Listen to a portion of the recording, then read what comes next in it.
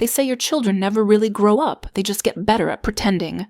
It started on a Tuesday, one of those quiet afternoons where nothing should go wrong, the kind of day where the dust settles in sunbeams and the kettle sings on schedule. I was folding laundry in the den when my daughter Clara knocked on the door. She looked radiant, married just 4 weeks ago, a freshly minted Mrs. Clara Alden Roth. Her new husband, Jared, had a smile like a business card, white, polished and cold at the corners. I still wasn't sure if I trusted it. "Mom," she said cheerily, "we need to get ahead of things. Estate stuff, just in case." She dropped the words like she was ordering coffee. I blinked. "Whose estate?" "Yours, of course." She laughed like it was a joke. Jared stood behind her holding a manila envelope and avoiding eye contact. He was wearing cologne too strong for a casual visit. "You're healthy now, but Jared's cousin is a financial planner, and he says it's smart to have everything in place, especially medical documents like advance directives and—" She hesitated. "Death certificates, just pre-filled templates, totally normal." My spine stiffened. "Excuse me." Jared jumped in. "It's just precaution. You know, to avoid probate chaos. You fill in the blanks we notarize it, lock it in a safe." He smiled. "It protects you, really."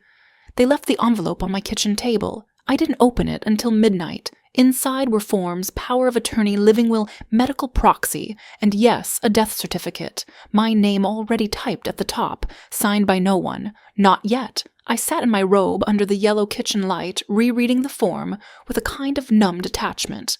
I told myself it was harmless, just a misunderstanding, but then I noticed the fine print, the insurance policy number, the pre-filled beneficiary name, Clara Roth, not Alden. Roth. Jared's last name, not mine, and I thought, who exactly is this supposed to protect? 3 days later, I got a call from the records office in our county. The woman on the other end had a bright, bureaucratic chirp to her voice. "Hi, is this Miss Elaine Alden?" "Yes, I just wanted to confirm receipt of your death certificate request." My breath caught. "What?" She cleared her throat. "Request was submitted electronically. We flagged it because it's rare to see a certificate requested by a relative without a formal notice of death. The request lists a Clara Roth as next of kin." I felt the blood drain from my fingers. Was it processed? Not yet. It's pending further verification. But if this is incorrect, it's very incorrect. I cut in. "Do not issue anything." "Understood." I hung up and sat very still in my kitchen. They had submitted it, not just drafted it, not just suggested it. Clara, or Jared, had actually tried to file it. A real death certificate. For a woman still breathing, still sweeping her own porch, still paying her own bills. I wanted to believe it was a mistake. I wanted to believe my daughter, the same girl who once cried when her goldfish died, could never do something so cold. But the form had Jared's email, his office address. This wasn't a misunderstanding. This was strategy. And worse, it was probably rehearsed. That night, I slept with the lights on and the front door double-locked. The next morning, my Medicare login didn't work. When I finally regained access, I saw that someone had attempted to reset my password twice the night before. My stomach turned. Someone was preparing for a version of me that no longer existed. They wanted me dead, not in the literal gun-to-the-head way, but paper dead, legally gone, so they could collect, so they could move on. And for the first time in my life, I was afraid of my own child. I didn't sleep. I brewed coffee just to have something hot to hold. By sunrise, I had gone through every drawer in my house, every document, every login, trying to piece together what else they had touched. They hadn't just pre-filled a death certificate. They'd built a scaffold around my absence financial documents, insurance, beneficiary, changes, even an email sent from a fake account, in my name, requesting a policy update. That one broke something in me. It wasn't sloppy. It was thorough. Jared had printed a paper trail of grief, one he could point to with wide, innocent eyes. And Clara, she'd signed the bottom of the request, in neat cursive. My daughter's handwriting. I stared at that signature for hours. When did she become someone who could kill me without lifting a hand? I called my lawyer. Mr. Ellison had been semi-retired, but he answered after the second ring. "I need you," I said. He didn't ask why. "Come in. Now." By 10 a.m., I was sitting in his office with a folder full of printed emails and copies of the fake documents. He scanned them all quietly. Then he leaned back and said, "We're going to make them believe they succeeded." I blinked. What will create a version of you that they can steal from? A shell. Then we'll watch what they do with it. I stared at him. You're suggesting we fake my death before they can know. I'm suggesting we build a legal firewall between you and the woman they think they're burying. It was poetic almost. Let them have the illusion. Let them try, because this time I'd be watching. That night I went through Clara's wedding photos again. In one, Jared is whispering in her ear while she laughs, and all I could see was the caption burned into my skull, what you planned for after I was gone. The legal firewall Mr. Ellison proposed wasn't just metaphor, it was a full reconstruction of identity, a new trust, a blind shell LLC reissued bank accounts under corporate names. I became two people, Elaine Alden, the vulnerable old woman they could manipulate, and L.E. Hartwell, Holdings the invisible guardian of my real life. Meanwhile, the version of me they thought they were killing. She stayed exactly where they needed her, just visible enough to be useful. It wasn't hard. I stopped posting online. I delayed replies to their texts. I canceled 2 doctor's appointments they knew about, and they took the bait. A week later, Clara showed up unannounced. Jared waited in the car. She brought flowers, lilies. "Mom," she said gently, "you've been so quiet. Is everything okay?" I nodded, just tired. She sat across from me, sipping tea she hadn't asked for. Her eyes flitted around the living room, lingering on the stack of mail, the unopened prescription bag, the dust on the mantel, looking for proof of decline, of distance, of disappearance. She reached into her bag and pulled out a folder. I thought we could finalize some of the estate paperwork, just in case you know anything happens. I opened the folder slowly. It was all there again. Updated forms, notarized already, my name in places I hadn't written it. There was even a mock obituary tucked in the back, a draft. God help me. Elaine Alden, 74, beloved mother and friend, passed quietly in her sleep. There was a photo, one I hadn't seen in years, from my 60th birthday. I put it down. That's thorough, I said. Clara smiled, proud of her preparedness. And then I said, let me sleep on it. She nodded like she'd won. They think I'm fading. They think they're gently steering me toward the exit, but they don't know I've already read the eulogy.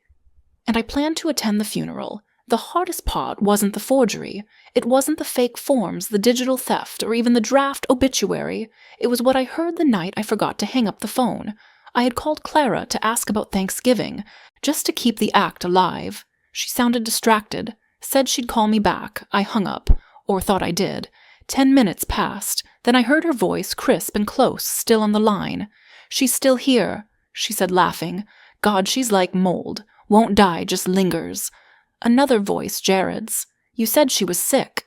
She's sick enough. Clara snapped. You saw her kitchen. She forgets everything. She asked me twice last week if I was still married. I don't want to be the one to push it, he said quietly. You won't have to, she replied. Let the state do it. When the forms are filed, no one's going to check. Old lady dies quietly in her sleep. Who cares? I couldn't breathe. She used to braid her doll's hair beside me while I folded laundry. She used to sleep on my chest when she had fevers. She used to call me Mama. And now, mold. That night I sat at the kitchen table and cried in a way I hadn't allowed since my husband died. But this was different. That was loss. This was betrayal. There are things you never recover from. A daughter planning your funeral while you're still alive is one of them. But the pain was clarifying. I no longer felt confused. I no longer hoped this was some warped version of love. It wasn't. It was greed in my daughter's voice, and apathy in her husband's silence. I poured the tea down the sink. I locked every document in Ellison's vault, and I lit a candle at midnight, not for protection, for war. Clara always underestimated me. She thought aging meant erasing, that I would grow quieter, smaller, easier to replace, but she forgot who taught her how to lie with grace. So I waited, patiently. While they circled, Jared ran a search for death benefits using a public records database. Clara accidentally sent me a birthday card, postmarked to an address I hadn't used in years. I collected everything. Mr. Ellison compiled it all into a neat folder titled Intent to Defraud Preemptive Estate Actions Without Consent. But that wasn't the real weapon. The real weapon was a letter. One Clara didn't remember writing. She'd emailed a lawyer, Jared's contact, asking if it was possible to expedite estate transfer procedures if medical decline was visible but not yet certified. That email was enough. We didn't confront them with it. Not yet. We filed it under a quiet legal claim pre-litigation, sent a warning to their attorney. Their response, silence, then panic, then a knock at my door. Clara stood there smiling like none of it had happened. "Mom," she said, "we've been worried. Jared thinks maybe you're being influenced." I stepped aside. "Come in." I handed her a copy of the letter, her email, printed in black and white, her words no edits. She didn't speak, just turned pale. Then I said, "If you file another piece of paperwork with my name on it, I will take this to the DA. She opened her mouth. But I wasn't finished, and you'll be explaining to a court why you drafted a funeral for a woman whose blood pressure is perfect, cholesterol is clean, and memory is still sharp enough to remember who taught you to spell manipulation." She sat down. For the first time, I saw her as small. Then came the real strike. I slid another paper across the table. "Effective immediately, you are removed from all accounts, trusts, and medical directives. You have no claim now or later. This is your letter of final notice, and you will sign it before you leave." She stared at me. "You think I'm the villain?" I met her eyes. "No, I know you are," she signed, without a word. And I smiled, because it was over. She had planned to bury me, but I'd written her eulogy. 3 weeks passed, quiet ones, no calls, no knocks, no polite performances. Clara was gone. Or at least the version of her I had raised was. The one who used to sing off-key in the car, cry at the ending of sad movies, and tuck notes into my coat pockets before school trips. What remained was a woman shaped by entitlement and polished deceit. I grieved her like a death, not loud, not public, but thoroughly. Then I made an appointment, not with my attorney this time, but with the woman who runs the shelter uptown. Her name is Mercy. Fitting. She runs programs for senior women, many of whom were discarded by families who once called them blessings. I asked, how many of them have no place to go? She said too many. I updated my will. Again, the new one doesn't leave anything to Clara. Not the house, not the stocks, not the antique ring from my mother. Instead, it leaves a permanent grant to Mercy's shelter, a nameplate over the library I funded, and a trust that will pay out annually to any woman over 60 who has been financially betrayed by her child. It's called the Hartwell Fund. My husband's name, my maiden name, the name no one could stain. I baked lemon bread last Sunday and brought it to the shelter's reading group. One woman said, "This tastes like safety," and I cried, quietly, for all the women who weren't lucky enough to catch it in time. Clara hasn't called, but I hear from Mercy every week. We're building something, not a legacy of wealth, but of warning, not an inheritance for the bloodline, but for the bloodied. And I sleep peacefully now, because my story didn't end with betrayal. It ended with reclamation.